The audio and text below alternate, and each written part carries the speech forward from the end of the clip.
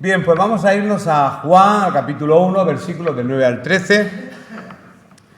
Y siempre repetiré lo mismo, no por nada, no por ser repetitivo, sino porque quizás si alguien se mete en el carro, se sube al carro en la segunda o tercera predicación, saber que el libro de Juan, el Evangelio de Juan, de los 4 que hay, no es un evangelio llamado sinóptico. Es un evangelio no distinto, habla de la vida de Jesús, pero desde otro punto de vista. Mateo, Marcos y Lucas, las narraciones suelen ser las mismas, son paralelas con más o menos detalles. Y Juan, todo el texto bíblico intentar no porque él lo creía, está diciendo que Jesús es Dios, que Jesús es el Verbo, que Jesús es Dios. Acordaros que Mateo, Jesús es el Mesías, Juan, que Jesús es Dios. Y empezamos con Juan 1.1, que eso se ha intentado interpretar de muchas maneras porque en el principio, dicen algunas Biblias, era el logos, la palabra, y como es una palabra griega, pues han intentado darle a Jesús un sentido de algo que realmente no es. Entonces, daros cuenta que aunque el Nuevo Testamento está escrito en griego, pero en función de que lo escriba un judío o no lo escriba un judío, pues quizás las palabras pueden distorsionar. Por eso en el primer siglo ya hubieron como 3 cismas, divisiones, por el mismo tema dogmático. No penséis que no hubieron problemas de divisiones en la Iglesia en el siglo I y en el II y en el III con la persecución de los emperadores romanos. Todo era por el tema de cómo un hombre normal y corriente, nacido en Belén, criado en Nazaret, hijo de un carpintero, vecino de sus vecinos, pudiera ser al mismo tiempo tener 2 naturalezas, una naturaleza humana y una naturaleza divina. Quizá no nos hemos metido a pensar ese tema, pero ese tema tiene tela. Yo creo que un creyente, como se meta en ese tema, pues podría estar años meditando, hombre y Dios al mismo tiempo. Bueno, lo aceptamos y seguimos hacia adelante y así no nos calentamos la cabeza. Pero Juan sí se la calentó. Aunque más que calentarse la cabeza, se dejó inspirar por el Espíritu Santo y empezó a escribir sobre el Cordero de Dios, sobre el Verbo. Y dice así estos versículos: aquella luz verdadera que alumbra a todo hombre venía a este mundo. En el mundo estaba y el mundo por él fue hecho, pero el mundo no le conoció. A los suyos vino y los suyos no le recibieron. Mas a todos los que le recibieron, a los que creen en su nombre, les dio potestad de ser hechos hijos de Dios, los cuales no son engendrados de sangre, ni de voluntad de carne, ni de voluntad de varón, sino de Dios. Y el 14 lo leeremos después, al final. Eso que habla de la encarnación del Verbo. No lo tengo aquí anotado, pero lo leeremos después, al terminar. Porque la predicación iba hasta el 13, pero he añadido el 14 para redondear un poco más lo que quería expresar. Bien, lo que ha quedado claro, en la semana anterior hablamos de Juan el Bautista. Juan el Bautista no era Jesús, pero venía preparando el camino del Señor. Era el portaantorcha, la antorcha, como todos los que somos aquí portamos la antorcha, pero no somos la luz. Nosotros no somos la luz. Hablamos de la luz, pero no somos la luz. Hay personas que sí se proclaman la luz. Han salido muchas sectas y muchos grupos, se han proclamado muchos Dalai Lama, soy la revelación, soy la luz, y sabemos que eso pues no es así, conforme piensa el pueblo cristiano, lógicamente. Jesús es la única y verdadera luz, la única. No hay otro camino, la única y verdadera luz. Por eso cuando os pregunten a qué religión pertenece, ahí solemos caer. Soy cristiano evangélico de la denominación, por ejemplo, nuestras asambleas de hermanos, cuando vinieron los hermanos de Plymouth en el siglo XIX, precioso, eso es una bendición, como también fueron a otros lugares del mundo y otras denominaciones, pero esa no es la respuesta. La respuesta es que quien nos alumbró, la luz verdadera, se llama Jesús. Si tuviéramos que resumir, pero nosotros nos hemos enredado con los siglos, en denominaciones, en iglesias, en grupos, en organizaciones, y está bien de que el cuerpo de Cristo esté en lugares de una forma definida. Ahora mismo, por ejemplo, en esta misma hora se están llevando a cabo reuniones como las nuestras en muchísimas iglesias, tanto en Cartagena como en España, como en el resto del mundo, y están hablando del mismo Cristo que se está hablando en Cartagena, España, en esta mañana a las 12 de la mañana. Pero Jesús es la luz, Eso es lo que hay que proclamar desde los púlpitos. No que el apóstol que viene de tal sitio es la luz y viene un ministerio de milagros y... No. La luz es Cristo. Es la única luz. No hay más luz que Cristo. Nosotros somos antorchas, pero la luz es Cristo. Y ese es el error que hemos cometido siempre. Como necesitamos algo tangible que tocar y que ver, y a Dios nadie le vio jamás, pues entonces queremos hacernos un Dios a nuestra manera. Y por eso la palabra del Señor dice que cuando un hombre tenía frío, quería calentarse, corta un tronco de madera y con la mitad de la madera hace leña y se calienta porque hacía frío. Y con la otra mitad dice, bueno, ahora necesito adorar a alguien superior a mí. Y con la otra mitad del tronco se hace un Dios y le adora. Esa es la necesidad del ser humano que tiene de adorar a algo superior. Y como no sabemos cómo es Dios, pues entonces nos lo imaginamos y empieza la idolatría. Y adoramos a aquello que realmente no es Dios. Por eso la luz tuvo que venir al mundo y alumbrar a los hombres, es decir, quitar esas imágenes, quitar esas estatuas, quitar toda idolatría, porque yo soy la luz, la que va a alumbrar vuestra tiniebla. Por lo tanto, queda claro que la única luz, que eso es una metáfora, dice que es Jesús. ¿Y qué es lo que vino a hacer Jesús? Pues que el ser humano pudiera distinguir entre el bien y el mal, entre la luz y las tinieblas. Porque antes de que se creara el sol y la luna y las estrellas y todas las lumbreras que alumbran, lumbrera alumbra, ya estaba la luz. Apocalipsis dice, la ciudad celestial no tiene necesidad ni de sol ni de luna, porque Cristo es su lumbrera, porque la gloria de Dios la ilumina, dice literalmente Apocalipsis, y Cristo es su lumbrera. De por sí mismo, en su esencia, en su naturaleza, Jesucristo es la luz del mundo. Esto es una metáfora. Es. No soy yo preguntando porque todavía tengo dificultad, mi asignatura peor era la lengua. Y yo, diferencia, después me darás una clase, entre símil y metáfora. Siempre he confundido eso, me ha costado tanto. Metáfora es la comparación, Cantar de los Cantares. Oh, tus dientes son como perlas. Y eso es el símil. Y la metáfora no, es que ya estoy liado. Es. Jesús es una cualidad que se le hace. No es luz, pero es la luz. Y la luz vino al mundo, lógicamente, para separar las tinieblas de esa luz que era Jesucristo. No podemos confundir la verdadera luz con las antorchas, pero ese error es muy humano y lo cometemos. Es cierto que han habido muchas personas, personajes bíblicos que han alumbrado, que han traído luz, pues Moisés, que lo estamos viendo, ahora estamos con Moisés, vimos a Isaac, Moisés, Josué, David o Juan el Bautista en el Nuevo Testamento. Su luz no era propia, ellos no brillaban por sí mismos, sino eran un reflejo de la luz verdadera. Por eso que a ninguno de los que estamos aquí, se nos suba un poco así el pavo y pensemos que nosotros somos la luz. Aunque tengamos, 300 doctorados en teología y hayamos pasado por todos los seminarios habido y por haber, está bien tener conocimiento y expresar la palabra con más fluidez, utilizando, más sinónimos, palabras que a los oídos está bien, eso es precioso. A mí me encanta oír una predicación que está bien encuadrada, bien hecha, bien estructurada, como los comentarios de texto que hacen nuestros jóvenes cuando estudian literatura, eso está muy bien. Y a la gente les gusta escuchar algo ordenado, pero lo importante es que no brillemos nosotros. Por eso he empezado con el texto. Es necesario que Él crezca y que nosotros menguemos. Aunque Dios, lógicamente, va a utilizar las cualidades de cada uno. ¿A Moisés cómo lo utiliza? Diciendo, ve a Faraón. Y Moisés dice, es que yo no sé hablar. Si yo ahora mismo dijera, señalar a uno de vosotros que viniera aquí a dar testimonio, a que vuestro corazón pasaría de las 80 pulsaciones que tenéis ahora mismo a 130. ¿A que sí? A 130, pero en 2 segundos.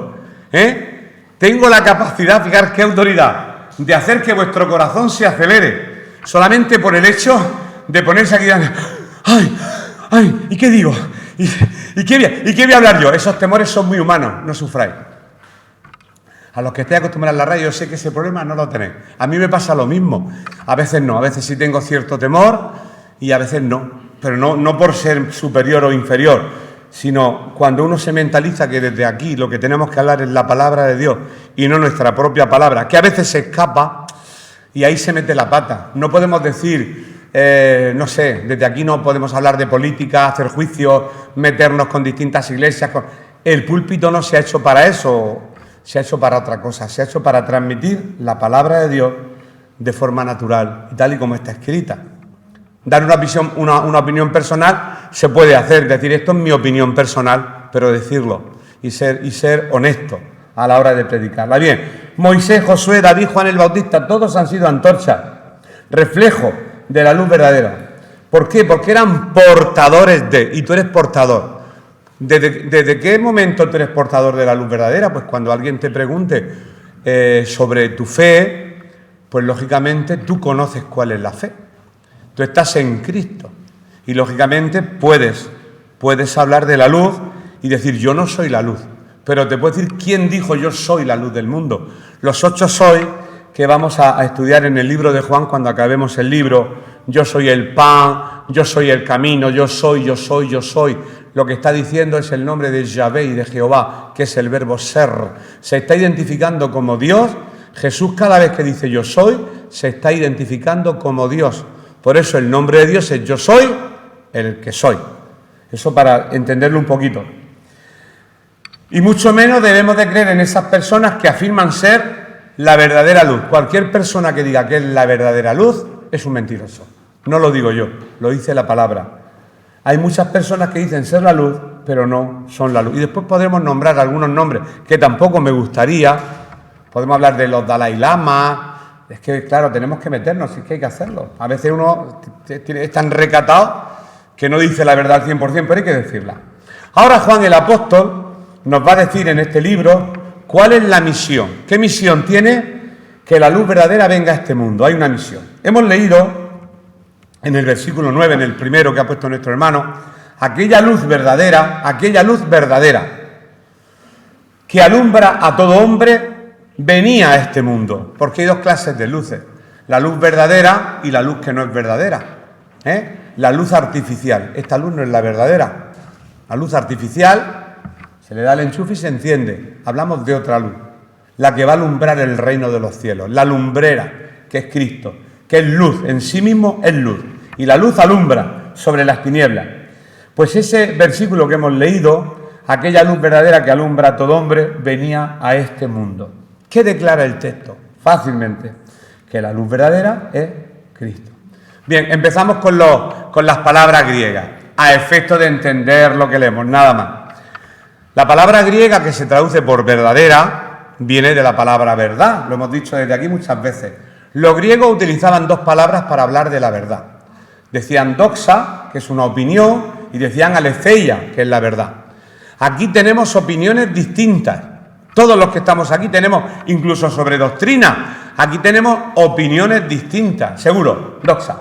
Pero la palabra aletheia quiere decir la verdad única, y la única verdad, y la verdad verdadera, aunque sea redundante esta frase, es Jesucristo. La palabra verdadera, en griego, viene de aletheia, es alécinos, y quiere decir todo lo que es sincero y todo lo que es opuesto a lo falso.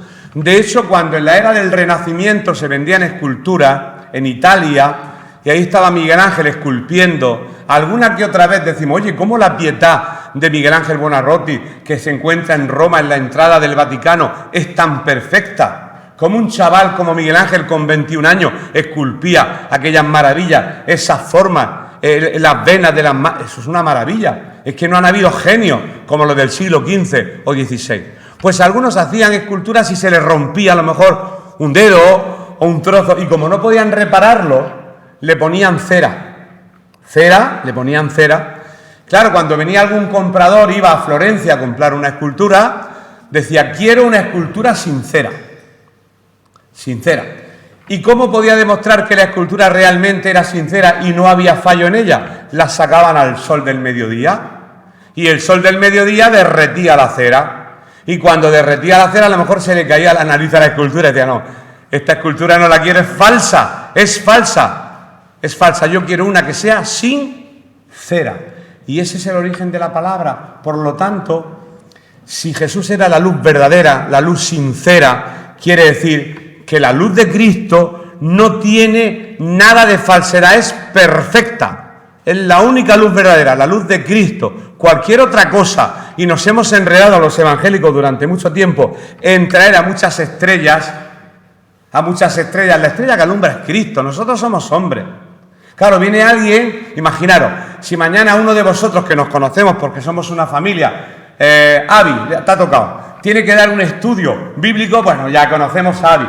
Pero si traemos a una persona de fuera de Estados Unidos con un renombre, con una bonita página web, ya no es Avi, Prieto Palomares, que conocemos a los Palomares de Jaén, ya sería otro personaje. Y ya venimos aquí a la iglesia con una expectativa distinta, esperando escuchar algo nuevo, algo distinto, algo que nos embauque, que nos embriague, que nos haga derretirnos.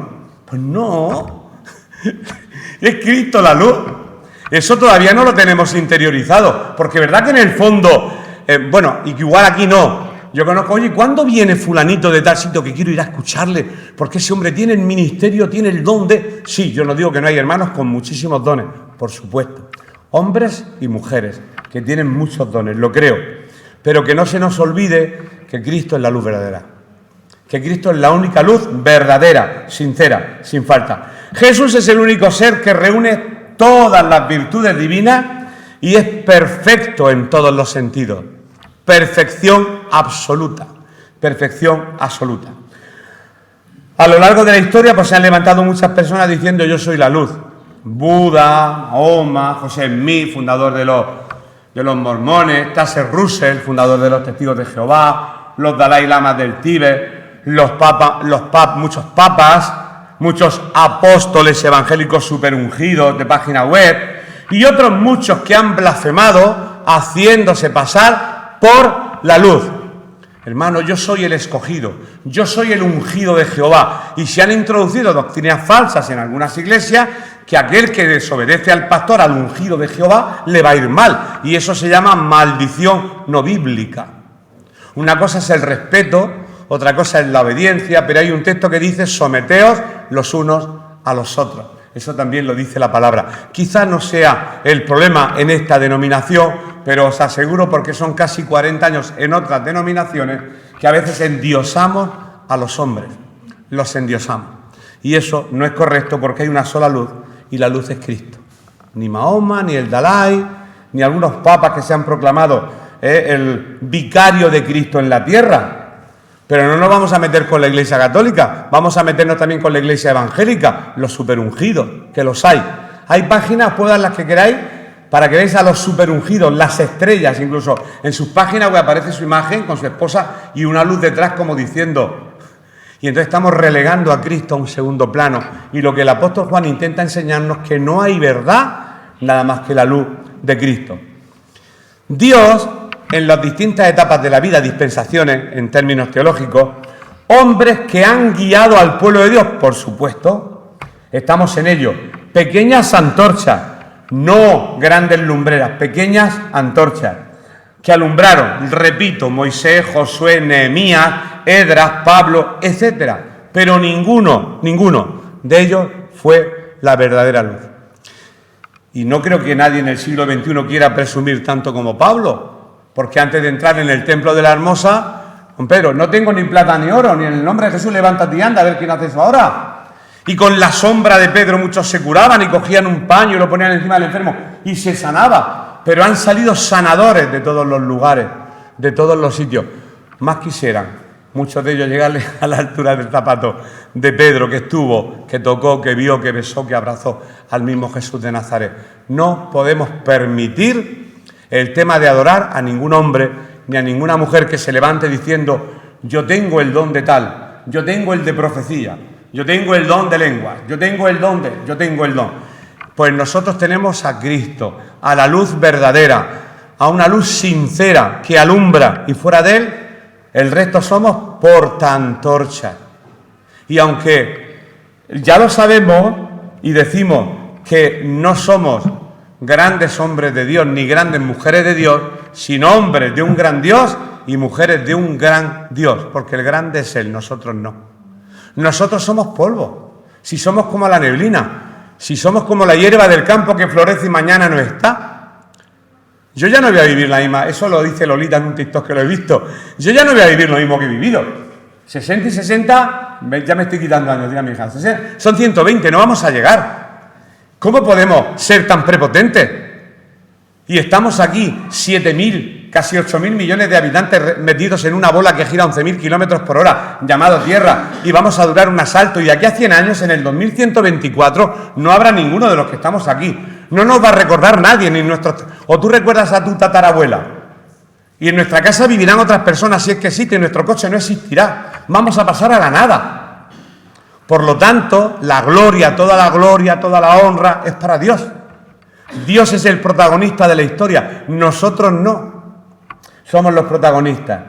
Sigo hacia adelante. En la actualidad, repito de nuevo, muchos pueden llamarse como quieran, pero nosotros sabemos que es Jesús la única luz verdadera. Estoy resaltando en esta mañana que es la luz. Bueno, te repiten mucho, sí, pero igual nos tiene que quedar claro a más de uno. El mundo no conoció esta luz. Es la segunda parte que ha proyectado el hermano. En Juan, capítulo 1, hemos explicado solo el versículo 10, ahora estamos con el 10 y el 11. Dice, en el mundo estaba, y el mundo por él fue hecho. O sea, el mundo fue creado por él. Pero el mundo no le conoció, a los suyos vino, a su tierra, a su pueblo. Si hubiera venido a España, pero fue a Israel. A los suyos, y los suyos, su pueblo, su raza, su etnia, no le recibió. Más duro todavía, ni sus propios hermanos creían en él. Eso dice la Biblia. Ni sus propios hermanos. ¿Tú te imaginas Jesús comiendo en la mesa con José, con María, diciendo, ¿tú quién eres? Porque lo veían cada día. Sus propios hermanos no creían en él. No creían en Jesús. Por eso que no nos extrañe que hoy en día hayan personas que no crean en Jesús. ¿Por qué? Porque no era un ente luminoso que volaba, era un ser humano normal y corriente, que al mismo tiempo era Dios. Y eso era lo difícil de creer en aquel tiempo y lo difícil de creer en este tiempo. Por eso predicar a Cristo no es fácil. Podemos predicar, hacer razonar a la gente. Podemos demostrar que Cristo fue un personaje histórico. Hasta ahí sí podríamos llegar con la razón. Y los apologetas se encargan de esto, de demostrar la existencia, lo del Big Bang, demostrar... porque la Biblia tiene muchísima ciencia, es cierto, y puede demostrar muchas cosas maravillosas. Pero la conversión... eso es otra cosa. Ahí ya no podemos entrar nosotros, porque quien convence de pecado es el Espíritu Santo. A nosotros solamente se nos encargó de predicar la palabra, porque la fe viene por el oír, y el oír de la palabra de Dios. Eso dice su palabra. Bien, pues lo que es increíble, para mí es increíble pensarlo por un momento, que esta luz verdadera, Jesús, fue la que dio vida a todo el mundo conocido, incluyéndonos a nosotros. Y antes de que esta luz viniera a nuestras vidas, cada uno sabe cuándo vino a su vida, estábamos en total tiniebla por causa de nuestros pecados. Por eso Cristo vino al mundo para traer luz a nuestra tiniebla, a nuestra vida. Pero lamentablemente los hombres y las mujeres no reconocieron que la luz vino para eso, para alumbrar nuestras vidas. Y bueno, hasta ahora llega la Navidad, no el mes que viene. Vale, yo a los críos creo que se lo enseño bien. Los críos hacen muchas preguntas llegando a la Navidad. Entonces yo le pongo un villancico que se llama Carita Divina. Dice que el niño que está en la cuna en una cruz morirá. Claro que vino, pero vino con una función, no para quedarse siempre de niño y para cantar ande, ande, ande la Mari Morena. No, él nació, pero creció y fue crucificado y murió y resucitó al tercer día para salvar a la humanidad. Tenemos que entender que el que nació se hizo hombre y el que nació murió por nosotros. ¿Es hermoso celebrarlo? Pues sí, a mí no me importa. De hecho, ya nos queda poco para poner el árbol, ¿verdad? Bien, pues desde el mismo comienzo de la humanidad, que no voy a dar fecha, desde el mismo comienzo de la humanidad, Dios se dio a conocer a través de la creación. ¿Cómo conozco yo un cuadro?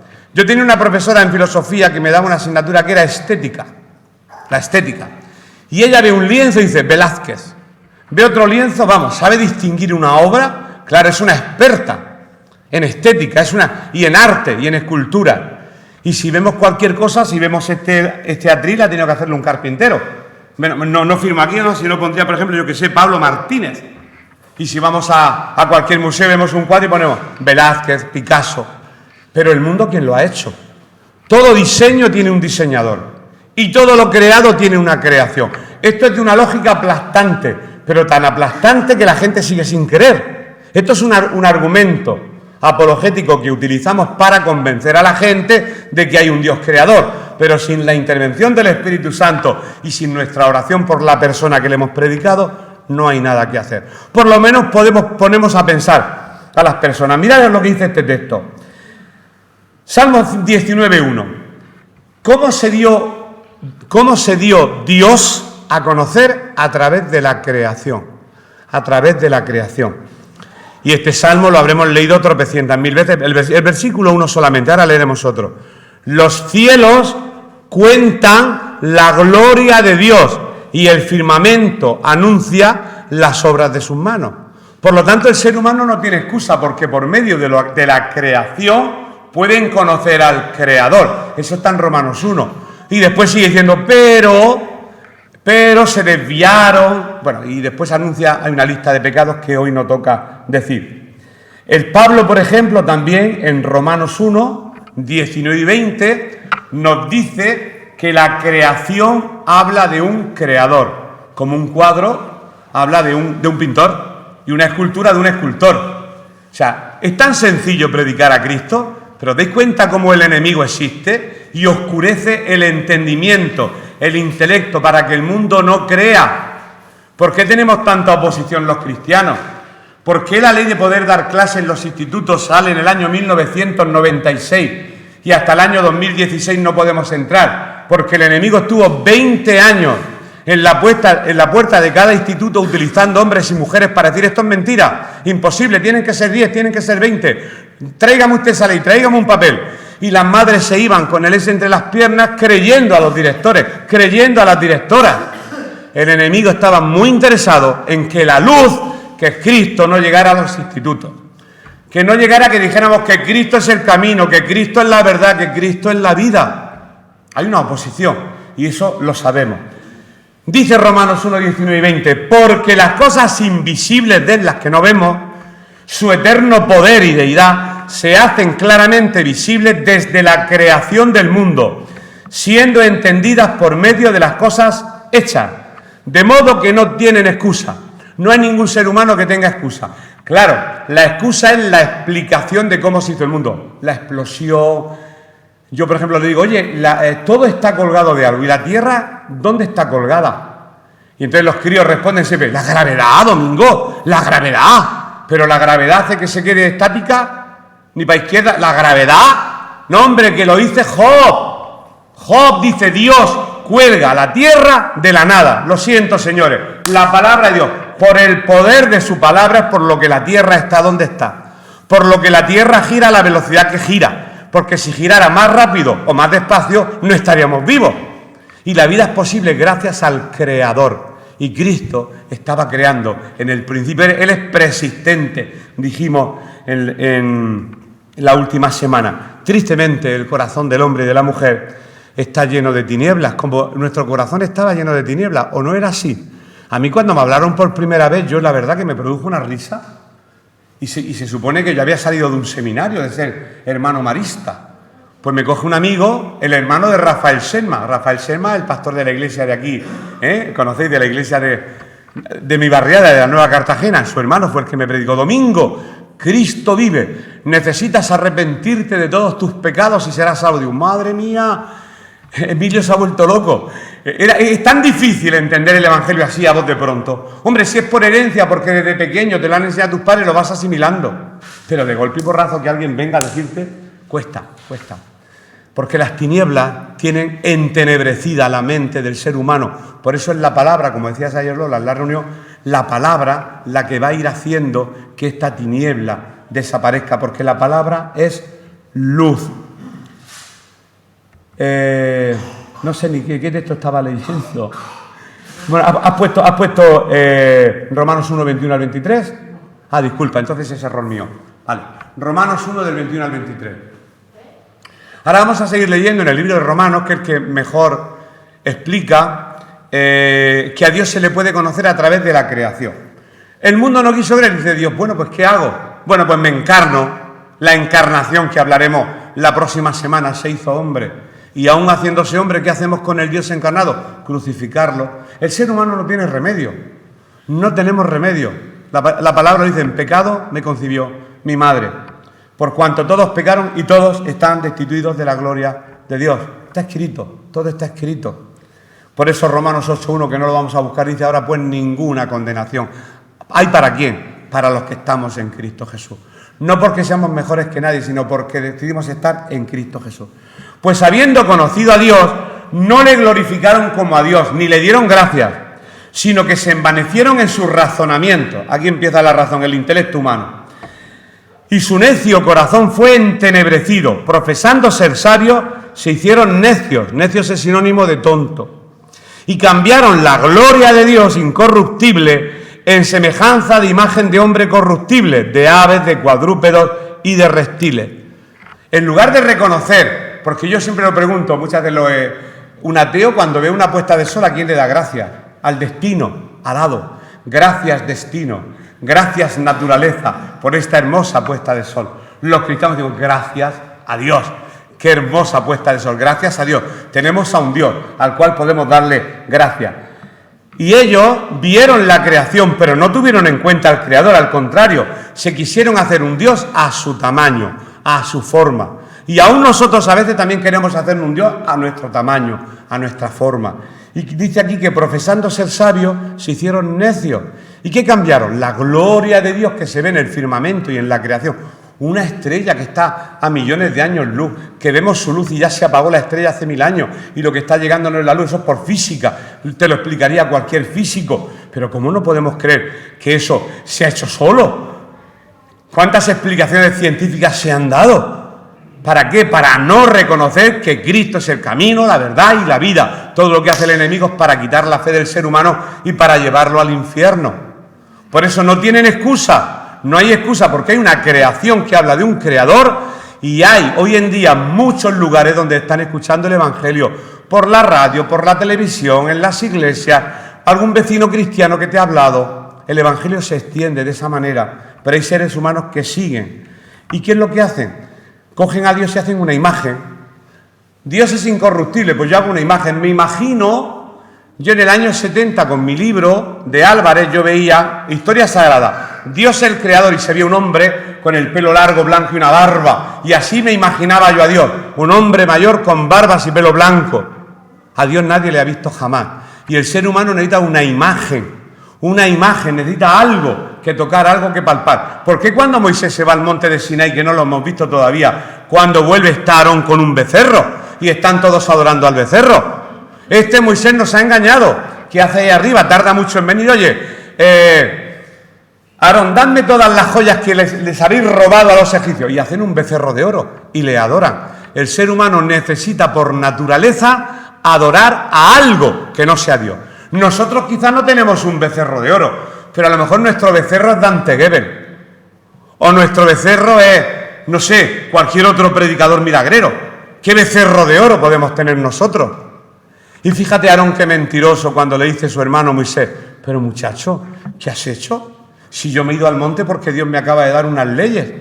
No, es que resulta que el pueblo se alteró un poquillo y entonces me dieron oro. Yo cogí, lo metí aquí, ¡pum! Y salió un becerro.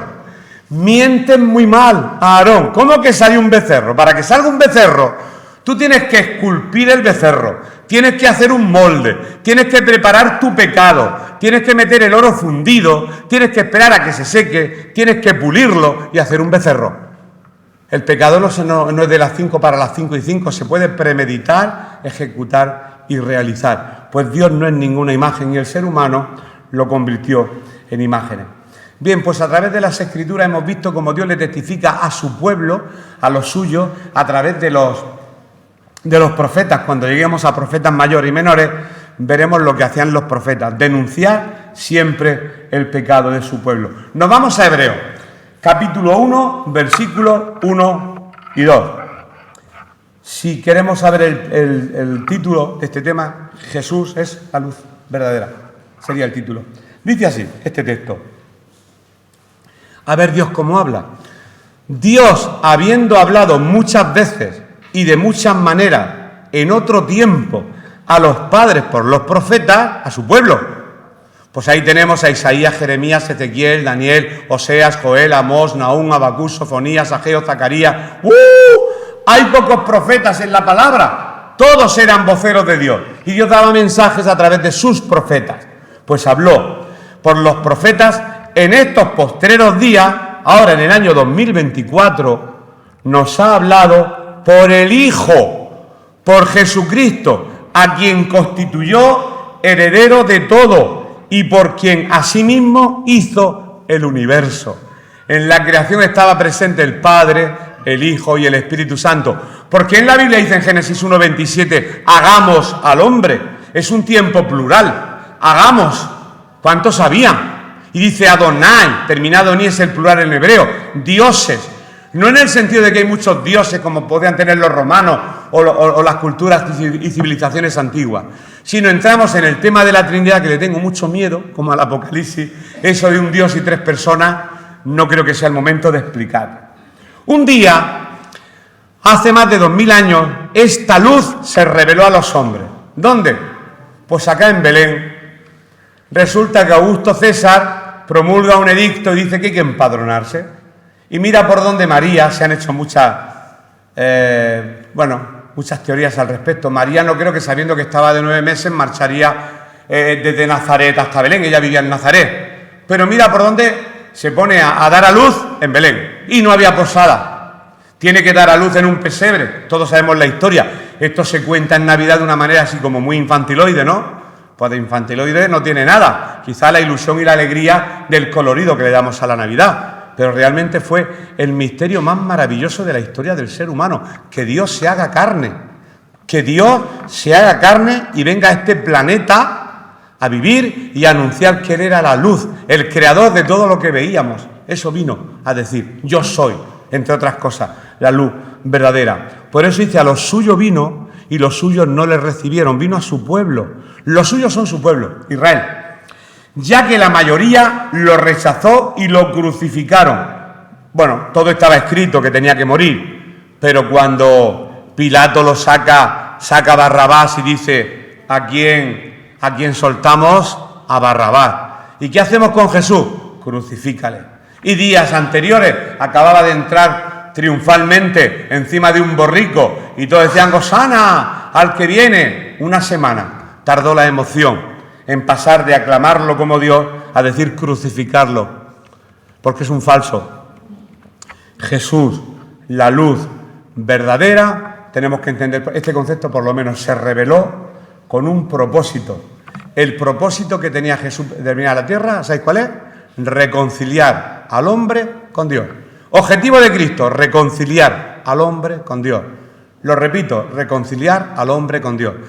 ¿Y quién reconcilia al hombre con Dios? Un sacerdote. Y ahora a la mente os viene alguien con una túnica negra y un cinto. No, todos somos real sacerdocio, nación santa, pueblo adquirido por Dios. Lo digo por si alguna vez habláis con una persona de corte católico, en el diálogo, que no en la discusión, decir lo que quiere decir sacerdote. Intermediario entre Dios y los hombres. El que reconcilia al mundo con Dios. Si tú le predicas a alguien el Evangelio y acepta a Cristo, estás reconciliando a esa persona con Dios.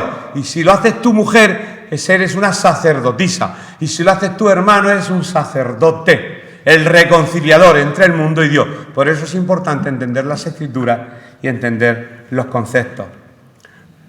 Aunque muchos lo rechazaron, lo cierto es que todos los que reciban esta luz, sea judío, griego, ruso, chino, polaco, y crean en su nombre, les da la potestad de ser hechos hijos de Dios. Y ahora quitamos una segunda mentira. ¿Todos son hijos de Dios? No. ¿Todos son hijos de Dios? No. Si yo regalo ropa y tú no te la pones, yo no puedo decir, todos están vestidos. No, te tienes que poner la ropa. Entonces yo diría, todos están vestidos. Solamente el que le recibe como padre, él le constituye su hijo. A todos los que le recibieron, les dio el poder de ser llamados hijos de Dios. Por lo tanto, es una doctrina falsísima. Escuchad, lo siento, esto es duro, pero como iglesia tengo que decirlo porque creo que hay autoridad en la palabra que no es para decirlo. Todos no son hijos de Dios. Lo dice la Biblia, todos no. Todo el mundo no es hijo de Dios. Criaturas de Dios, sí. Hijos de Dios, no. Porque aquí su palabra dice, a todos los que le recibieron, a los que creen en su nombre, les dio el poder de ser llamados hijos de Dios. Y tenemos que ser valientes a la hora de decir esto, no para discutir, sino para expresar su palabra. La condición para el título de salvación es creer en su nombre. Juan dejó claro que es a través de creer, por medio de la fe en el nombre de Jesús, que alguien puede llegar a tener la potestad de ser hijo de Dios. Así que vamos a ver el nombre de Jesús. Cuando alguien acepta a Jesús, que en griego es Jesús, parecido, el nombre de Jesús como Josué, que es el mismo nombre, Josué y Jesús es el mismo nombre, en la raíz hebrea, quiere decir, el Señor es salvación. Y la palabra que se traduce como potestad, el Señor te ha dado potestad para ser su hijo, el griego es exousia. Y lo que quiere decir es la capacidad que tienes de ser acreedor de algo. Eres el dueño de ese título, eres el dueño absoluto del título de hijo de Dios en el momento en que tú le recibes. Cuando tú le recibes ya tienes las credenciales, el título. Como cuando vas al notario y firmas y pagas y ya tienes la escritura de tu casa y es tuya, en el momento en que tú aceptas a Cristo como tu Salvador ya tienes las escrituras donde dice hijo de Dios. Hijo de Dios. Pero solo a los que creen. Si a ti te dejan una herencia y no firmas delante del notario, pues no puedes heredar. Por lo tanto, todo el mundo no es hijo de Dios. Solamente el que recibe, el que cree y el que firma, soy hijo de Dios. Y me ha dado el poder, la exousia, creo que se dice en griego, el poder, soy acreedor. Tengo el poder de ser llamado su hijo. Es solamente a través de Jesucristo. ¿Por qué? Porque hemos leído que los hijos de Dios no somos engendrados ni por voluntad de sangre, ni por voluntad de hombre. Quiere decir que no somos fruto. Ser hijo de Dios no es fruto de una relación sexual. Es fruto de un convencimiento por el Espíritu Santo a través de su palabra. Y porque le aceptamos como el Señor de nuestra vida, eso nos dio poder para ser hijos de Dios. Hoy en día podemos convertirnos en verdaderos hijos de Dios, pues creyendo en Jesús, ya lo sabemos, pero lo triste es que muchos no lo hacen porque aman más las tinieblas. Juan 3,17, por favor. Todos conocemos Juan 3,16. Cualquier niño que está ahora arriba en la escuela bíblica se les enseña este versículo. ¿A qué niño no se les enseña Juan 3,16? Todos tus niños lo sabrán, ¿verdad? Ya pasaré yo por el colegio a enterarme. A ver si le ha enseñado tú Juan 3,16 a los niños.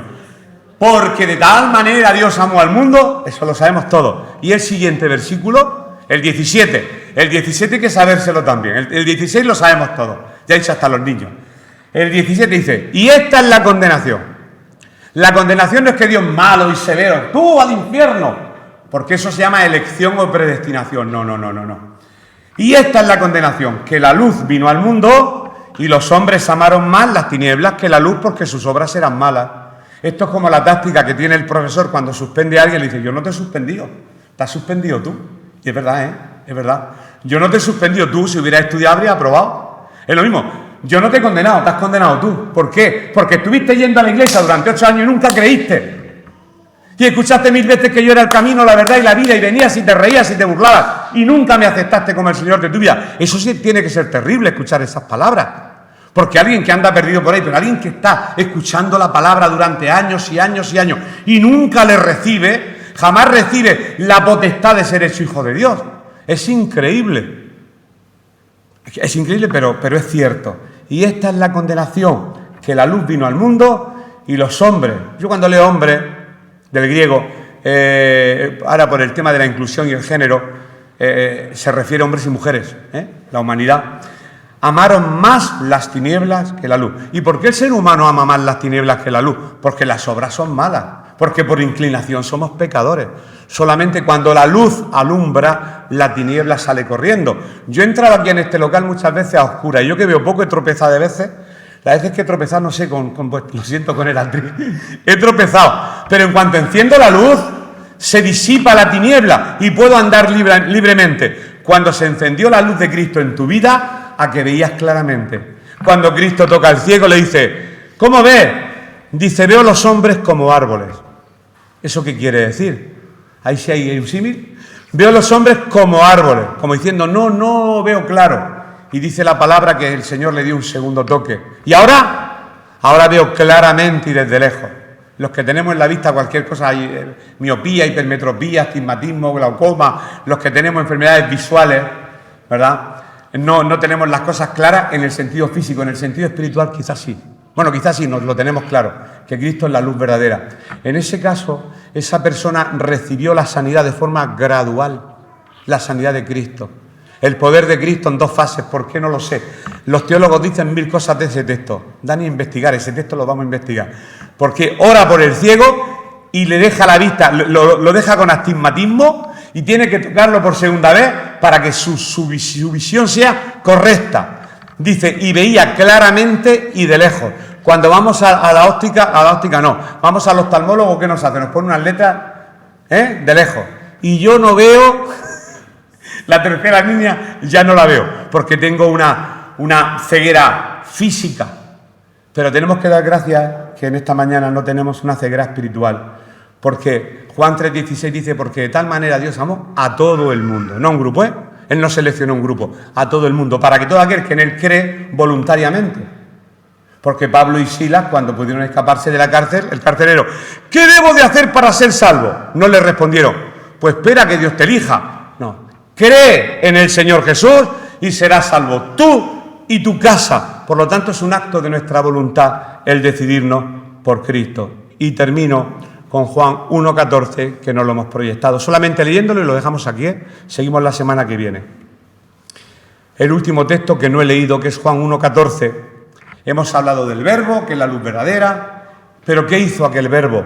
Que era preexistente. Y aquel verbo fue hecho carne y habitó entre nosotros. Y vimos su gloria, gloria como del unigénito del Padre, lleno de gracia y lleno de verdad.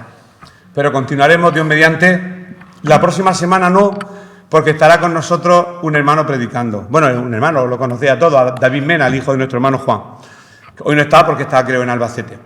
Entonces, el próximo domingo, dentro de 15 días, continuaremos con Juan 1,14. Vamos a hablar. Y después ya, lógicamente, dejaremos esta parte tan teológica y vamos a pasar a cosas más, su nacimiento, su crecimiento, sus milagros, desde la perspectiva de Juan, para que veamos siempre la divinidad de Cristo en todos y cada uno de los versículos de este libro. Hasta aquí la palabra del Señor y damos gracias.